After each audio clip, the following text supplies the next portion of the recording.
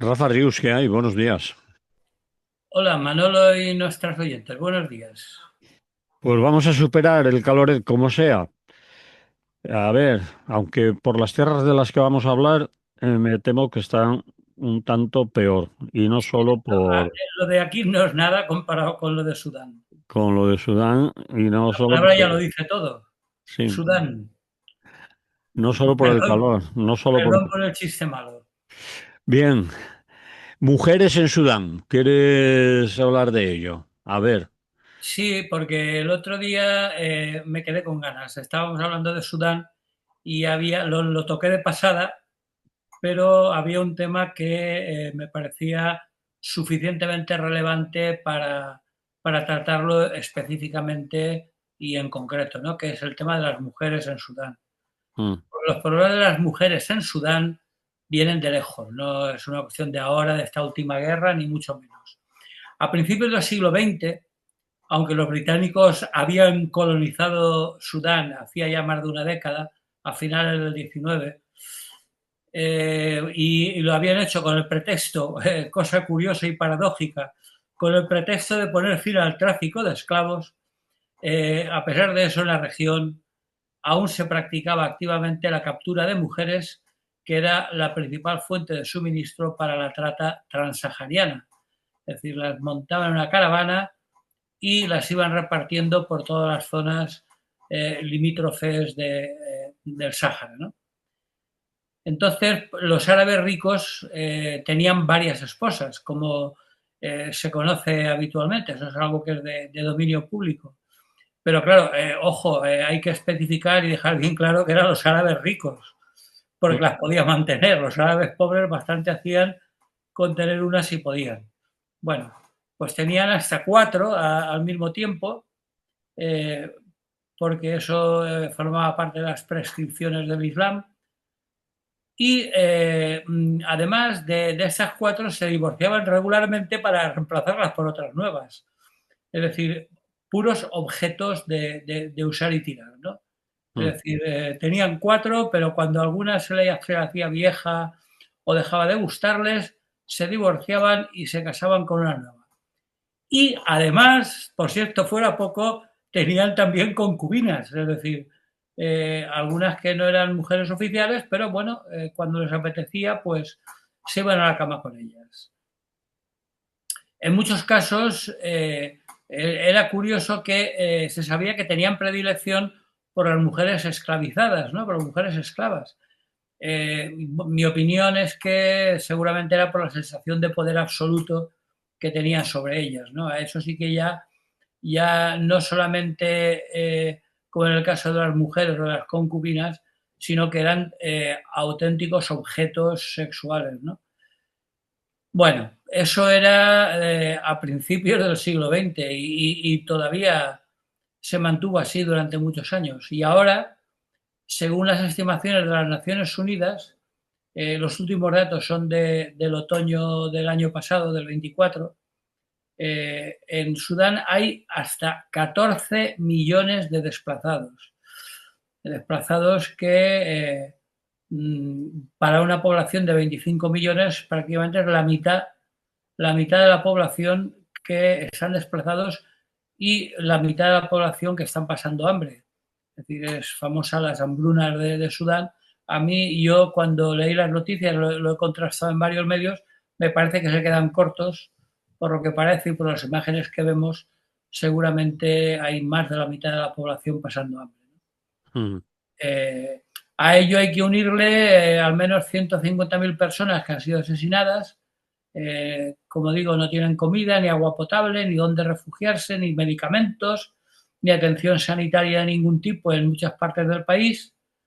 Y como recordábamos cuando hablábamos en general del Sudán, en esta guerra actual está establecida entre las milicias de las Fuerzas de Apoyo Rápido, las FARC, y las mujeres tienen que soportar en menor medida, pero también las agresiones del ejército regular, es decir, de las FAS, Fuerzas Armadas de Sudán.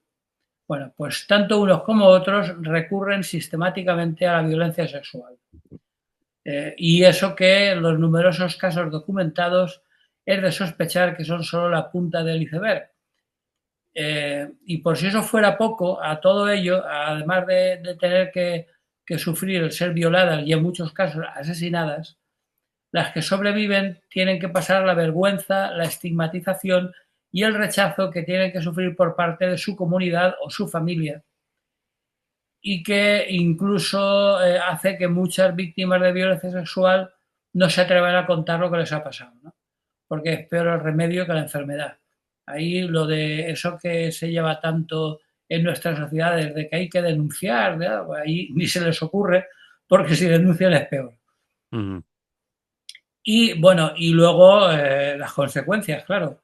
En Jartum, en la capital, hay muchos bebés fruto de violaciones que son abandonados por sus madres en algún sitio donde piensen que pueden recogerlos y bueno, pues los dejan en un mercado o a la puerta de alguna mezquita, de alguna iglesia y bueno, pues los abandonan a su suerte.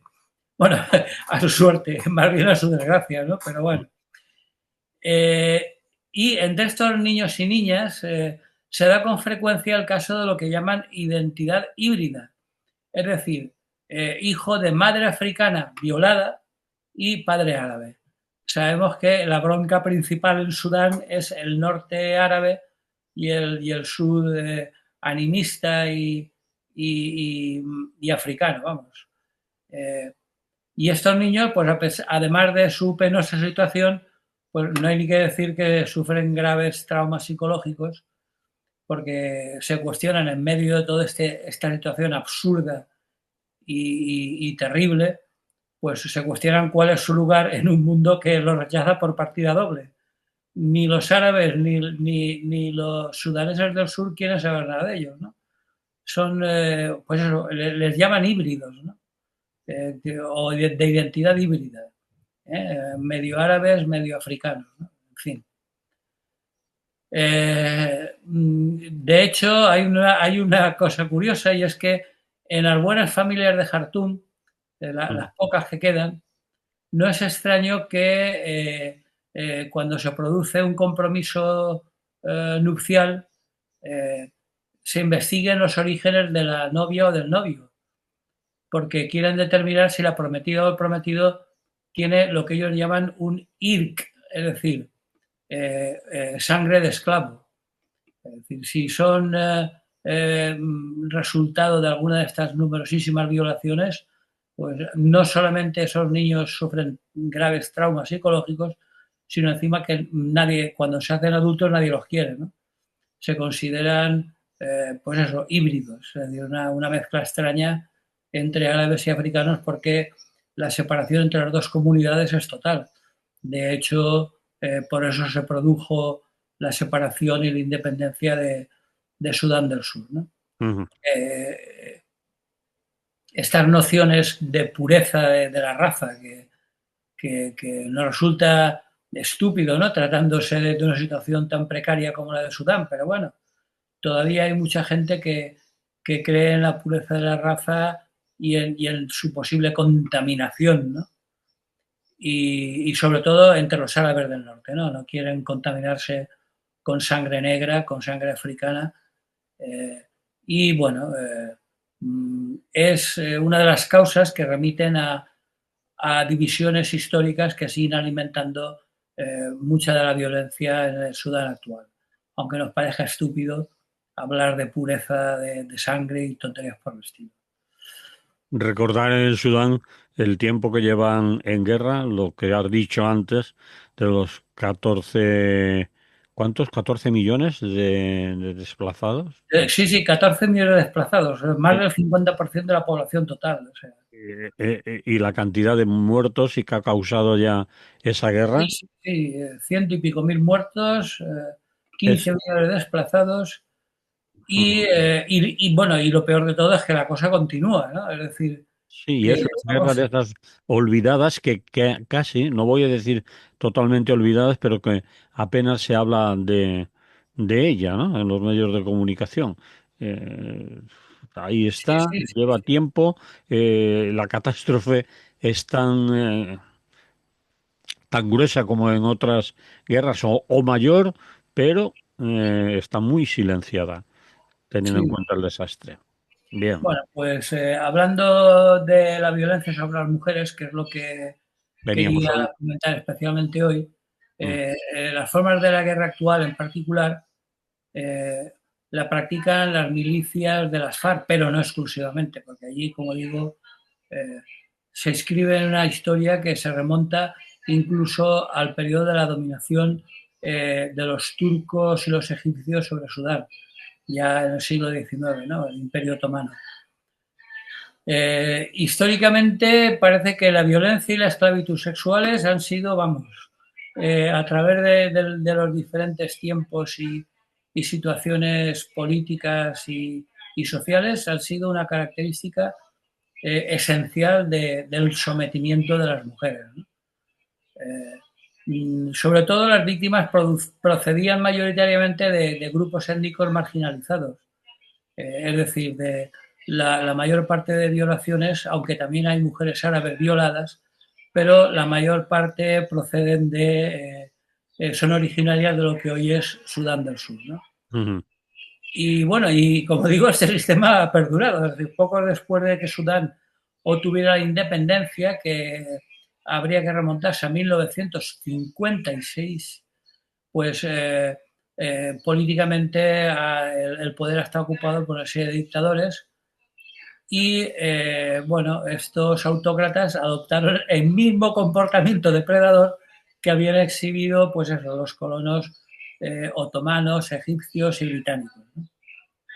Eh, y bueno, aplicaron la viejísima táctica del divide y vencerás, separaron claramente la población africana de la población árabe y así pues lo tenían mejor para asegurarse el control de su poder enfrentando a los diferentes grupos étnicos entre sí. Incluso llegaron a crear, en un término inglés, porque allí es una zona, aparte de los dialectos, bueno, de las lenguas, perdón, locales, el idioma, digamos, de relación es el inglés. mm, Entonces, al sur llegaron a denominarlo una especie no, un apartheid clarísimo, lo denominaban el closed district, es decir, el distrito cerrado. Es decir, que el sur del Sudán estaba cerrado a cualquier tipo de relación, mucho más a relaciones normalizadas de parentesco. Es decir, que la única relación entre árabes y mujeres africanas era la violación. Es decir, era impensable que pudieran unirse las familias, ¿no? Eh, y todo ello, bueno, ni que decir tiene que el poco desarrollo que había en esos gobiernos dictatoriales, pues de construcción de infraestructuras y demás, se quedaba todo en el norte, un norte musulmán y arabizado, mientras, como digo, se aislaba y se bloqueaba el sur, que, bueno, como digo, era identificado como africano, como no musulmán y, por supuesto, no arabófono, ¿no? Tenían sus distintas lenguas. Entonces, bueno, cuando se declaró la independencia, esto se agudizó mucho más y en 2011 la guerra había llegado a un punto de bloqueo y de impasse y en 2011 nació la República de Sudán del Sur. Pero bueno, justo cuando la guerra civil entre el norte y el sur comenzaba a apaciguarse, los problemas se agravaron en otros frentes, concretamente en una región, la región de Darfur, que también, bueno, ha sido un poco foco de horrores de distinto tipo, ¿no? Había un montón de milicias eh, totalmente descontroladas y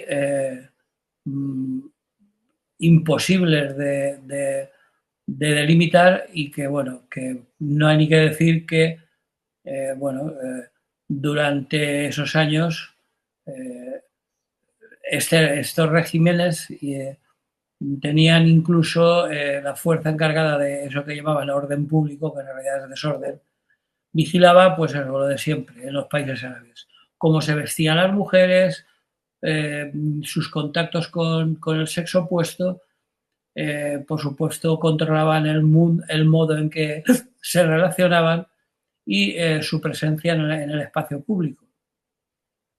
Por ejemplo, no podían ir al lado del marido, tenían que ir respetuosamente a varios pasos detrás, etc. ¿no? Y por supuesto, eso se relacionaba con los consiguientes castigos para aquellas que no lo cumplieran. Eran habituales durante esos años por los castigos corporales, como la flagelación, infligidos públicamente, claro, porque tenían que ser ejemplares, y bueno, eran, parece ser, bastante habituales entre las mujeres. Hubo un momento de rebeldía, siempre que hay un momento donde digamos que se pasan de frenada y los castigos son excesivos, excesivos son siempre, pero en fin, cuando ya llegan a un punto de no retorno, siempre hay un momento de rebeldía, ¿no? Entonces, no es de extrañar que las mujeres estuvieran al frente del levantamiento que se produjo en los años 2018-2019. ¿no? Mujeres de todas las edades, de todas las clases sociales y profesiones y procedentes de todo el país se dedicaron a encabezar manifestaciones y a participar en los comités de resistencia. ¿no? Sobre todo en algunos sectores como el comercio, se hicieron famosas en aquella época las vendedoras de té, que como sabemos es una bebida muy consumida en la zona, y otras comerciantes ambulantes que se encargaban de resistir y de organizar el suministro de comida y agua durante los actos de protesta, las sentadas y demás. ¿no? Eh, mm, se prestaba asistencia jurídica a aquellas personas o a aquellas mujeres que habían podido estudiar y, por supuesto, participaban cuando había alguna huelga general. ¿no? Entonces, bueno, eso fue un momento efímero, lamentablemente, porque con la última guerra se ha vuelto a las andadas y la violencia sistemática infligida a las mujeres y a las niñas en la actual guerra debe entenderse en este contexto, ¿no? como una respuesta masculina, fundamentalmente no solo política o incluso religiosa entre árabes y no árabes, sino parece evidente que es una respuesta a la revolución de 2019, donde las mujeres tuvieron una participación muy importante. ¿no? Porque además, por supuesto, no solamente se dedicaban a salir a la calle, sino que reclamaban poder y capacidad de acción a partir de ese levantamiento. ¿no? Entonces, bueno, una de las razones fundamentales de la actual guerra es restaurar no solo el statu quo político, es decir, el dominio absoluto de las Fuerzas Armadas, ya sea milicias como las de las FARC o del ejército regular como el de las FAS, sino también, y de manera más que evidente por lo que parece, mantener el statu quo de la opresión de género. ¿no? Es decir, esta guerra, aparte de los combates entre ellos, se libra también contra el cuerpo de las mujeres, del mismo modo que cuando existía la institución de la esclavitud y las dictaduras islamistas se ejercían principalmente sobre las mujeres. Porque, como digo, la guerra actual es un intento, entre otras cosas, evidentemente, pero como una de las razones más importantes, es un intento de restaurar las jerarquías de género, convirtiendo a las mujeres en objetos impotentes de la dominación sexual masculina, pese a lo cual, pues, por lo que parece y podemos leer en algunos medios independientes que con cuentagotas llegan hasta nosotros, parece que su resistencia continúa, eso sí, ante la indiferencia de Occidente e incluso del resto de África. Bueno, eso es lo que tenía que contar sobre las mujeres en Sudán. Muy bien, Rafa. ¿Quieres que pongamos aquí música o seguimos con Como otro quieras, tema? si te parece, ponemos música o nos esperamos al próximo tema, como tú quieras. Llevamos 20 minutos, así que yo creo que Ponemos música. Vamos a poner música, sí. Muy bien.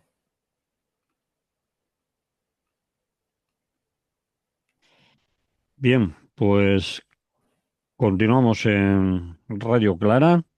Esto se llama Es lo que hay. Y a quien estáis escuchando es a Rafa Rius. Vamos a hablar de un tema que está muy de actualidad en nuestro país, que se habla mucho de ello, pero quizás de una de las partes del conflicto estamos hablando de corrupción, del señor Cerdán, el señor Ábalos, el señor Coldo, etcétera, etcétera. Estamos hablando de corrupción, estamos hablando de los que se dejan corromper o se corrompen o piden dinero a cambio de adjudicaciones públicas, pero nos estamos olvidando de que en este delito que se llama técnicamente cohecho, Mm. existen dos partes, el cohecho activo y el cohecho pasivo. Pasivo sería el receptor de la corrupción, es decir, el que se corrompe, y y el cohecho activo sería aquel que corrompe, aquel que da, aquel que Sí, paga. sí. Bien, pues tú No, aquí nadie da nada. ¿eh? El que da, no. O sea, Bueno, el que... el que a cambio de un dinero recibe concesiones. O sea que Eso es. el Y- verbo dar no. No, pues efectivamente, o sea, últimamente está empezando a hablarse de el cohecho activo, ¿no? Que tú comentabas, ¿no? Es decir, de los corruptores y no solo de los corrompidos, ¿no?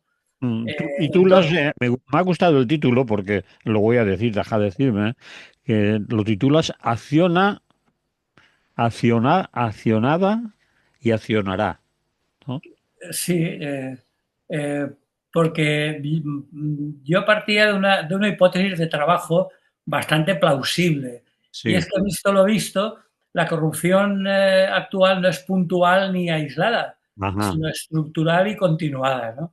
Y de ahí sí, el titular, ¿no? Con el verbo en pasado, en presente y en futuro. mm, Es decir, accionaba como cohecho activo en el pasado, lo hace en el presente, como estamos viendo, y mucho me temo que seguirá accionando en el futuro. vale, pues vamos a ello. A ver, Bueno, pues para mí podríamos empezar por hablar un poco de la UCO, la Unidad Central Operativa, tan famosa desde hace un tiempo, que sale en todos los telediarios y los papeles, y que es el cuerpo de élite de la Guardia Civil. Y como élite que son, pues tienen a su disposición, cuando acaban sus funciones, las correspondientes puertas giratorias como pago a sus servicios. Y una de las más habituales puertas giratorias es la empresa constructora Acciona. por lo Hay menos varios, por lo menos que sepamos y que hayas adoptado a los medios, sí, porque bueno, me de momento es imagino lo que que sabemos. habrán altos jefes de la UCO que estarán en otros lugares de privilegio una vez hayan dejado de pertenecer, ¿no? Bueno, Entonces, eh, como digo, una de las más habituales es Acciona porque hay varios exmiembros de la UCO y de la Guardia Civil trabajando, bueno, lo de trabajar es un decir, y cobrando de acciones. Es decir, y bueno, ¿y quién va a ordenar la investigación en Acciona? Que entren a investigar sus equipos informáticos y todos sus papeles. Si bastantes de sus directivos son excompañeros. Bueno, pues, y bueno, y por supuesto estamos hablando de Acciona, porque es quizá la que más está saliendo estos días, mm, eh, relacionada con los receptores del cohecho pasivo. Pero quien dice Acciona dice pues Ferrovial, SACIR y unas cuantas más. En realidad estamos hablando de lo de siempre, de esas 50 familias que controlan la economía y la política de nuestro querido Estado, ¿no? mm. Es decir, que están todas de una forma o de otra más o menos presentes en todos los consejos de administración de las principales constructoras. bueno, constructoras y energéticas y de todo tipo. Allí donde hay pasta gansa a ganar, hay gente de estas familias y, por supuesto, procedente de puertas giratorias de expolíticos y ahora hemos conocido que también ex-UCOs y demás, ¿no? Hay he leído estos días una noticia en el periódico El Salto que se hacía una reveladora pregunta. ¿Por qué se llama el caso Coldo en todas las informaciones y no se llama el caso Acciona? ¿Eh? Porque realmente el que pone la pasta es Acciona. Parece más Se lo como preguntaban los compañeros del Salto, dices. sí, sí, sí. Ujú. Había un artículo que hablaba precisamente de esto que estamos comentando ahora y decía, vamos a ver, todo el rato el Coldo, Coldo, Coldo, el caso Coldo, el caso Coldo, el caso Coldo. ¿Eh?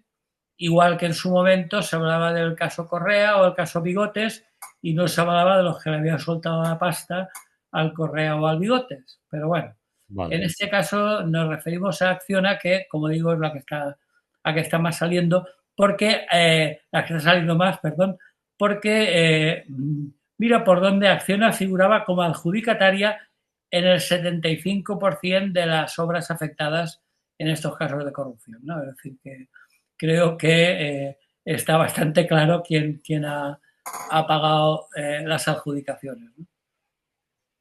Entonces, bueno, pues la pregunta es la de siempre. ¿Por qué se habla tanto de los corruptos y tampoco de los corruptores?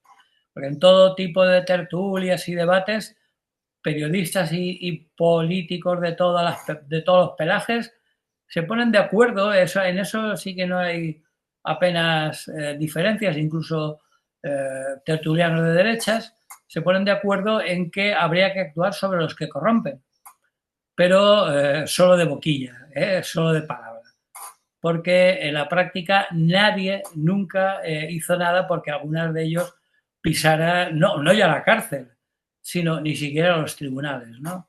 Es decir, de esos grandes empresarios ha habido muy pocos. Históricamente ha habido algunos que se han metido en berenjenales un poco extraños y que los propios, esas propias 50 familias los han cargado, como el señor Mario Conde, si recordamos históricamente, y poco más. Es decir, ha habido muy pocos, por no decir apenas nadie, de esa clase empresarial, de esas 50 familias que controlan el Estado, que haya pisado la cárcel y ni siquiera los tribunales, ¿no? Porque ya digo que esas familias, bueno, ejercen ese poder desde tiempos inmemoriales, que se dice. Bueno, y más en concreto desde Franco. Está claro que apoyaron a Franco de forma entusiasta desde el primer momento y siguen hasta hoy. Y son las que mueven los hilos de lo que se llama los poderes fácticos del Estado, gobierne quien gobierne, porque ahí sí que no hay diferencia. Es decir, me imagino que durante la UCD y después durante el PSOE y el PP, ¿no? Y bueno, y ni que decir tiene que en el caso que nos ocupa, en el accionariado de Acciona, valga la redundancia, lo del accionariado de Acciona, pues están algunas de estas familias tan lucidas. ¿Tienes nombres ahí o listas de algunos? Eh, sí, bueno, ahí está Entre Canales, ahí está eh, Entre Canales es es el mayor accionista. De hecho, es el que ha publicado una nota, no recuerdo en qué plataforma, Mm, diciendo que él no tenía nada que ver y que incluso lo que han hecho es, bueno, Acciona de momento ya tiene su propia cabeza de turco. Es decir, han cogido un directivo intermedio mm, y ha expulsado al presunto directivo corruptor, sí. que llevaba la empresa nada menos que desde 1992, año del cincuentenario, ¿no?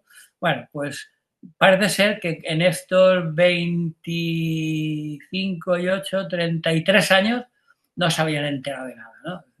El señor Entre Canales no había caído en que este directivo un tal Fernando Merino, estaba dándole pasta, porque digo yo que en las cuentas de la empresa no eran precisamente 20 eurillos de propina, es decir, en las cuentas de la empresa tendrían que verse reflejadas la ausencia de esas cantidades de dinero que creo que no recuerdo ahora, porque claro, se habla tanto, creo que eran 4 millones en total o algo No, así. el juez ha hecho una estimación que teniendo en cuenta el valor de las obras adjudicadas o relacionadas con esta, digamos, entre comillas, trama, ascendía a que si lo mínimo que se había dado de comisión, de mordida o de soborno a ellos, si se consideraba que lo mínimo sería un 1%,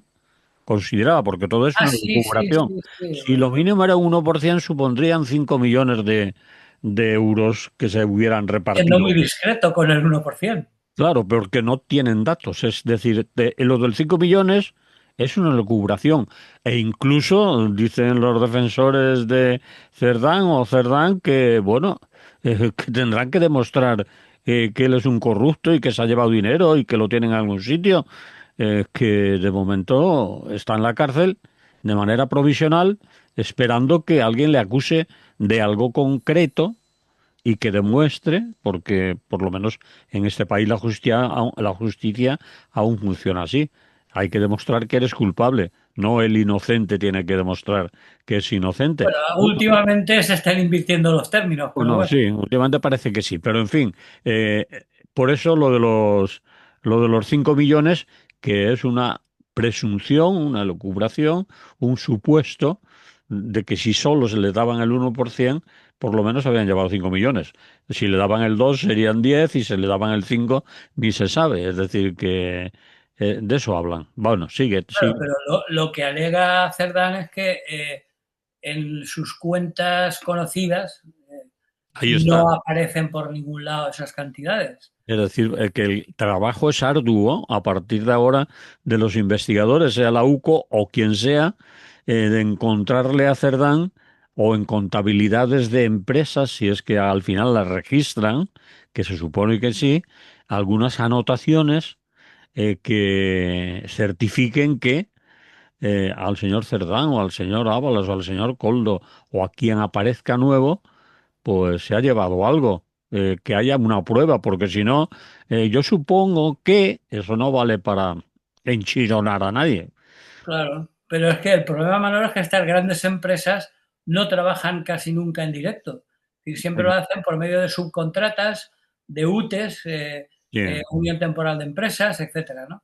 Entonces, claro, esos son los que corrompen, pero en cualquier caso, yo, vamos, estoy absolutamente convencido, pondría mi mano donde fuera, de que el señor Entre Canales, el máximo directivo de Acciona, lo sabía, porque a mí que no me hagan colar que el señor Fernando Merino, el presunto directivo corruptor, pues que como digo, llevaba en la empresa desde el siglo pasado, pues al parecer andaba corrompiendo a saco por propia iniciativa, ¿no? Le apetecía el darle esa pasta, ¿no? En Disponía de cualquier ingentes, caso, en cualquier caso debemos de utilizar el supuestamente por si acaso también. Sí, sí, sí, sí. Bueno, Bueno, digamos supuestamente, que supuestamente, lo ponemos de prefijo, sí, supuestamente. Todo supuestamente. lo que digamos, supuestamente. Vale. Pero no me creo yo que esas ingentes cantidades de dinero de la empresa, pues nadie, ¡oh, milagro! Nadie se había enterado y nadie se había dado cuenta. Mm. Y bueno, y como digo, Entre Canales, que es el máximo responsable de Acciona, achaca cualquier posible actividad ilícita a la actuación del pobre Fernando Merino, ¿no?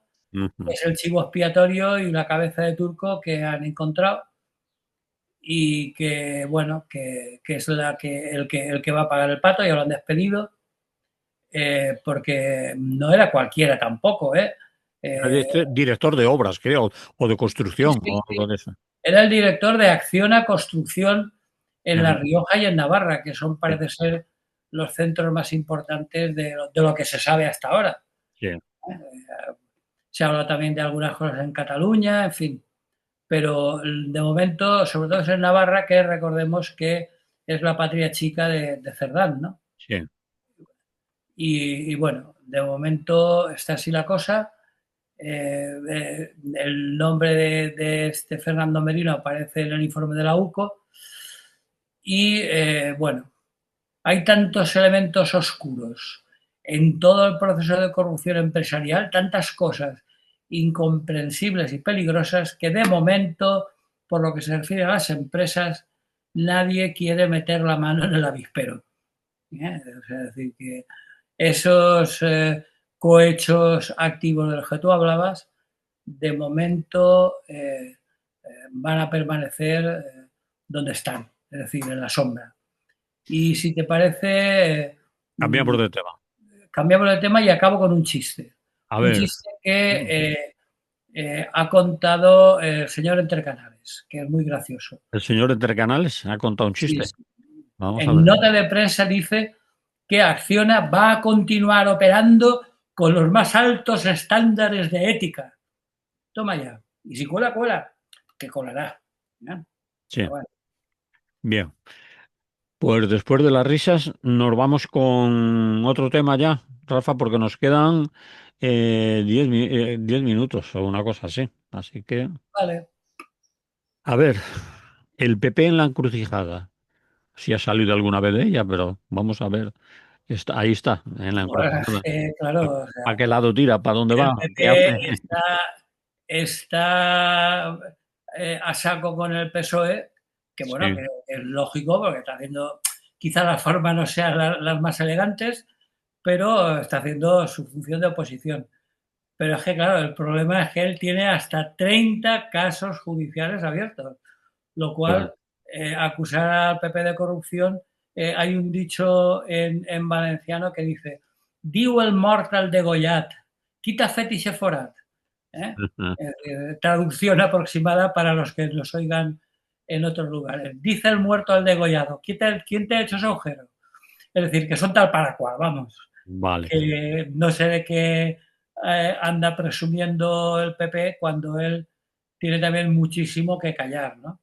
Y Entonces, bueno, hay que decir, Rafa, que esos 30 casos pendientes de juicio en los próximos años le van a salir de aquí en adelante. No solo hablamos de ya de los judicializados y de gente que ha pasado por prisión y que no han sido cualquiera, que van desde ministros hasta presidentes de comunidades autónomas. Ya recordamos al señor de las Baleares, al señor Rodrigo Rato, etcétera, por no hablar de Bárcenas, etcétera. Eso ya consideren lo pasado. Y hay algunos tertulianos que intentan que estos juicios que a partir de ahora van a ir pasando por los tribunales ya se considere corrupción antigua, sí, pasada sí, sí. de otros tiempos, que ya políticamente ellos consideran que está Hombre, amortizado. claro que es de otros tiempos porque hace tiempo que no tocan poder, Sí, pero evidentemente eso es debido a la lentitud de la justicia española, pero luego los casos siguen abiertos. sí, sí, sí, sí, Por lo tienen que tanto, eso que dicen de que los próximos 2 años van a ser, bueno,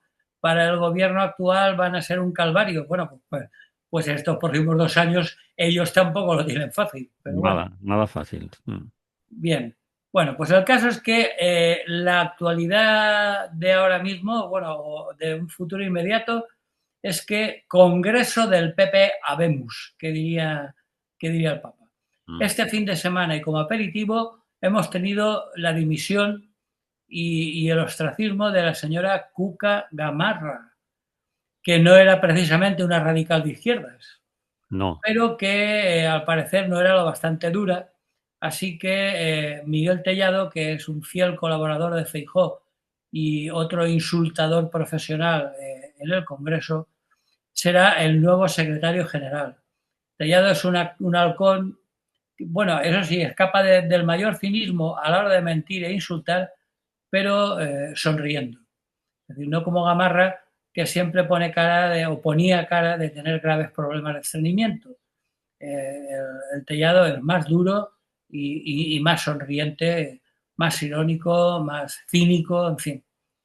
Entonces, bueno, pues el PP hará una breve pausa en su campaña de acoso al perro Sánchez, que dicen ellos, y reorganizarán el partido, según todos los indicios, corriéndose hacia la extrema derecha, para no perder los votos neofascistas que van a parar a Vox. Mm. Visto que hacia el centro y la izquierda no hay nada que hacer, porque después del farol ese de que iban a consultar con los partidos que apoyan al gobierno, especialmente con los nacionalistas de derechas del PNV y de Junts, a ver si le prestaban oídos.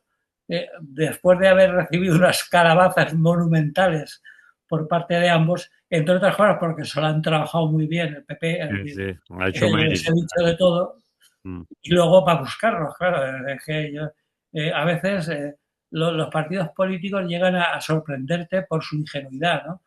Es decir, ¿cómo le das caña de esa manera y luego vas a buscarlos? Es decir, es un poco ridículo, pero bueno, ellos sabrán. En cualquier caso, lo que sí que parece evidente de cara al Congreso de este fin de semana es que Feijóo va a entregar el partido al ala más dura. Cuca Gamarra se ha ido antes de que la echen y, bueno, le llaman relevo cuando no es sino una purga al más puro estilo stalinista. Y desde mi punto de vista, el Congreso del PP será la consagración del partido entregado al trumpismo absoluto, que es el que se impone en el mundo, ¿no? Es decir, como digo, se va a ir hacia la extrema derecha, que en realidad ya está, porque se ha dado cuenta después de que no tenga nada que hacer con ningún otro partido que no sea Vox, pues ha dicho, bueno, pues de la necesidad hacemos virtud, y ya que no podemos pactar con nadie más, pues bueno, pactaremos con Vox, y pactar con Vox significa decir cada vez más animaladas para congraciarse con ellos. De hecho, en Valencia ya lo hemos visto, a partir de la aprobación de los presupuestos autonómicos, y bueno, la lista de burradas sería interminable, ¿no? De cosas propias de Vox que el PP no solo ha aceptado, sino que incluso el señor Mazón eh, ha jaleado y ha aceptado con agrado, ¿no? Entonces, bueno, esa es la marcha. No olvidemos que el contexto mundial va en esa dirección y que, pues eso, en este congreso han apartado a Gamarra, han apartado a Pons, seguramente bueno, lo apartarán, vamos. Otro peligroso radical, como sabemos aquí en Valencia, lo han degradado, eh, y bueno, y han encumbrado a Tellado, que es otro especialista en tirarse a la yugular del PSOE. Entonces, bueno, el tema, otro de los temas centrales es que a pasos agigantados Feijóo se está quedando para ejercer efectos de representación, es decir, que poder real cada vez tiene menos, ¿no? Porque hasta los niños de primaria saben que quien manda de verdad en el PP es Ayuso en el escenario y Miguel Ángel Rodríguez de la sombra. Y por supuesto, lo que tienen detrás, que son los poderes fácticos que los financian y los protegen. Entonces, bueno, ellos están ahora con la monserga de que es un relevo tranquilo, pero bueno, en realidad lo que hay es una purga silenciosa. Es decir, en el PP no hay espacio para quien no grite ¡hijo de puta!, aunque luego diga me gusta la fruta, el que continuamente diga abajo el sanchismo, que todavía no me he enterado lo que es, o disolución de las Cortes ya. Y eso en cada rueda de prensa, porque otra cosa no, pero cansinos son un rato, pues a repetirlo, a darle la matraca y venga y venga y venga. Porque el PSOE ya ni disimula, ya no se molesta ni en disimular, ni en hablar de centro, ni de moderación, ni de derecha civilizada, ni nada por el estilo. Ha renunciado a cualquier apariencia de un partido de Estado, ¿no? Porque hasta este momento, con el partidismo rampante que llevamos sufriendo tantos años, pues el PP era un partido de Estado, pero es que se está radicalizando hacia la extrema derecha de tal manera que, bueno, dudo mucho que todavía afortunadamente hay mucha gente que se negaría a votar a un PP Vox, digamos, ¿no?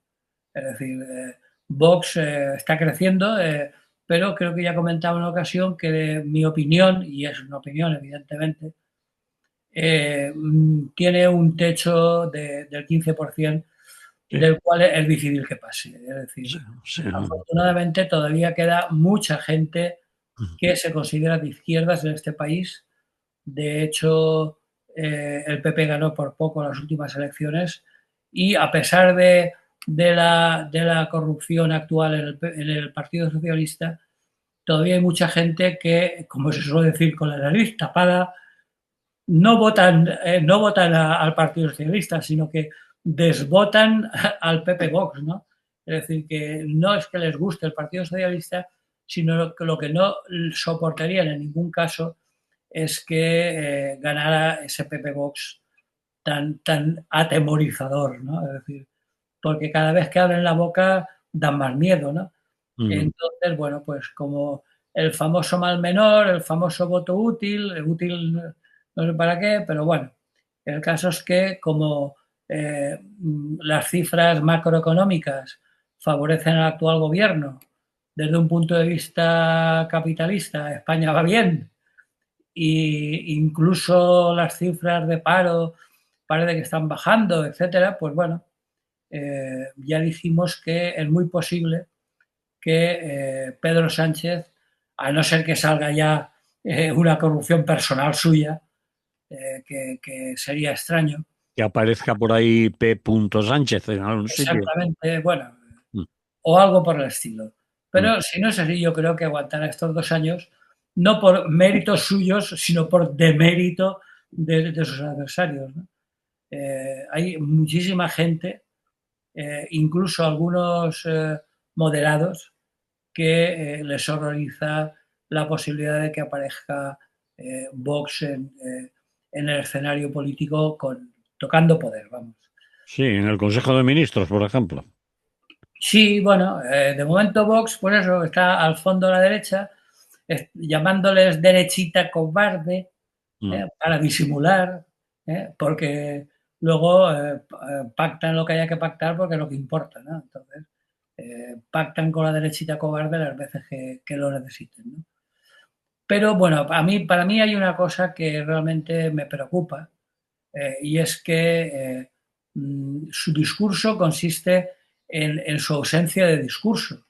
Es decir, no tienen ningún discurso. Es decir, desde el PP Vox no han hecho ni una sola propuesta sobre los temas importantes. Es decir, Eso es sobre lo que te quería vivienda, preguntar. tal, eh, enseñanza, sanidad, etcétera, servicios sociales. No han dicho nada. De hecho, lo único que han hecho ha sido escurrir el bulto cuando han tropezado con algún tema que les podría resultar complicado el dar su parecer.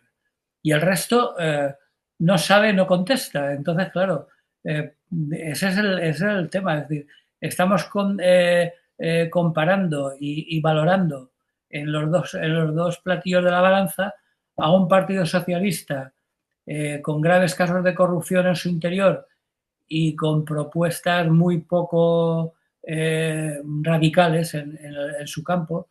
Recordemos, no sé, la ley Mordaza sigue pendiente, etcétera, etcétera.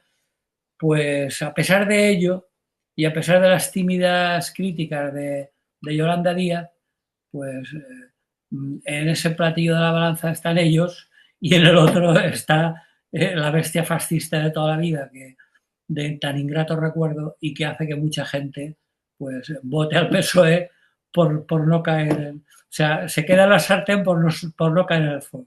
Ujú. Muy bien, Rafa. ¿Algo más o lo dejamos ya aquí?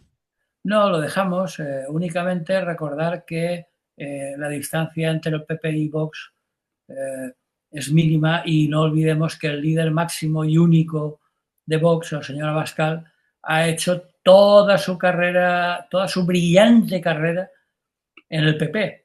Recordemos que era el palanganero de Esperanza Aguirre, Sí. el que le llevaba la palangana a Esperanza Aguirre. Así que bueno, Mientras los medios afines intentan blanquear lo imblanqueable, la derecha se prepara para gobernar con la ultraderecha y ahora ya sin filtros ni complejos. Y lo que es más grave, entre tanto la izquierda, pues bueno, estamos hartos, creo que ya lo hemos comentado demasiado. Sí, A verla venir y a seguir extendiéndose, que a parecer es lo que más mola. sí, he oído una frase que me ha parecido interesante. Bueno, interesante, no sé si es la palabra, es referida a la señora Yolanda, que ahora me enfado, estoy muy enfadada y muy cabreada con la actitud del PSOE, cojo la puerta y me quedo. Sí, sí, muy buena, muy Bueno, buena. cojo Lo la de puerta la y política, me sí, quedo. bueno, es el eterno cinismo, ¿no? Es decir, yo protesto porque es lo que toca, pero la pela es la pela y el poder es el poder y aquí no me mueven a no ser que me tiren. En fin, es lo que hay. La semana que viene comentaremos el brillante acontecimiento del Congreso del PP. Y también tendremos que comentar, si quieres, la semana que viene, otro día, en otro espacio que haya en Radio Clara, a ver cuál es el resultado de la reunión del Comité Ejecutivo del PSOE, que en Ah, teoría Pedro Sánchez va a provocar una revolución enorme y hacer una limpieza que no lo va a conocer ni ni su padre, etcétera. Pero ese es otro tema que nos llevaría otro mucho tema tiempo. y lo trataremos en otra ocasión. Muy Muy bien. bien. Pues nada, Manolo, ha sido un placer como siempre y a nuestros oyentes, salud y buen día. Buen día.